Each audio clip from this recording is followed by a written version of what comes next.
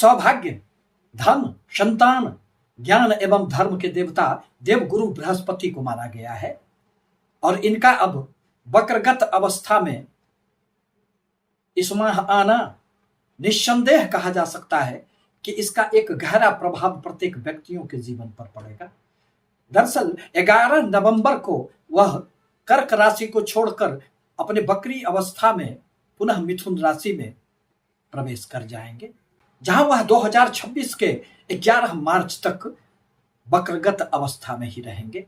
इन 4 महीनों में प्रत्येक व्यक्तियों के जीवन में एक सुखद परिणाम प्राप्त होगा, क्योंकि देवगुरु बृहस्पति तो कभी किसी का अहित नहीं करते हैं। इसी संदर्भ में आज मैं कुछ राशियों पर इसके पड़ने वाले प्रभावों को लेकर आपके समक्ष उपस्थित हुए हैं। आप इसे अपने चंद्र राशि के आधार पर देख और समझ सकते हैं।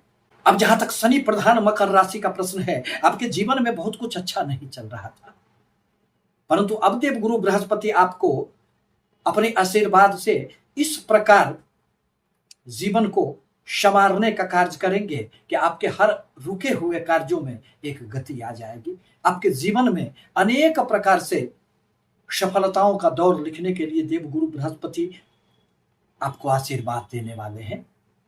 आपके नौकरी अथवा कर्म क्षेत्र में उन्नति होंगे। यदि आप नौकरी ढूंढ रहे थे और उसमें सफलताएं नहीं मिल रही थी, तो अब वह समय आ गया है कि आपको निश्चित रूप से नौकरी भी प्राप्त होंगे।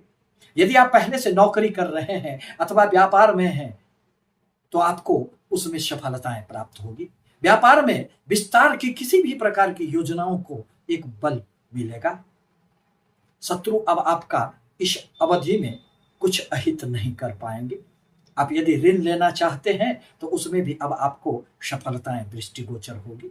बाहरी स्थानों से आपको इस अवधि में खूब लाभ होंगे। यदि आप विदेश जाना चाहते हैं तो यही वह समय है जब आपके हर प्रकार के रुके हुए कार्य पुनः बन जाएंगे।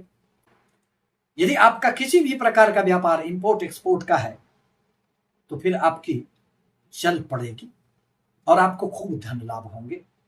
साथ ही साथ देवगुरु बृहस्पति अपने दृष्टि प्रभाव से अब आपके धन भाव को देखेंगे। परिणामतः परिवार में सब कुछ अच्छा रहेगा।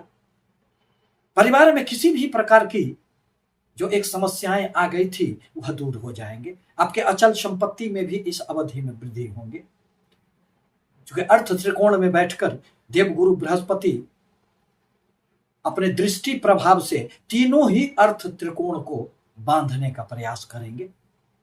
परिणामतः आपके अचल संपत्ति में भी वृद्धि होंगे और आपके मन में प्रसन्नता का भाव आएगा। आपकी वाणी में ज्ञान की गहराई आएगी। आप अपने वाणी के द्वारा लोगों को प्रभावित करने का प्रयास करेंगे, जिससे आपके व्यापार में भी खूब उन्नति होंगे। इस प्रकार कहा जा सकता है कि जीवन कभी भी ठहरता कहाँ है। परिस्थितियां हर प्रकार के मोड़ से गुजरते हुए कभी तो हमें जीवन में अनायास ही दुखों के अंधेरों में घेर लेती है और कभी हम उन निराशाओं को चीरकर सफलताओं की ओर बढ़ जाते हैं। आपसे निवेदन है कि हमारे चैनल को लाइक करें, सब्सक्राइब करें, ताकि मैं अपने विचारों से आपको पुनः अवगत कराऊं।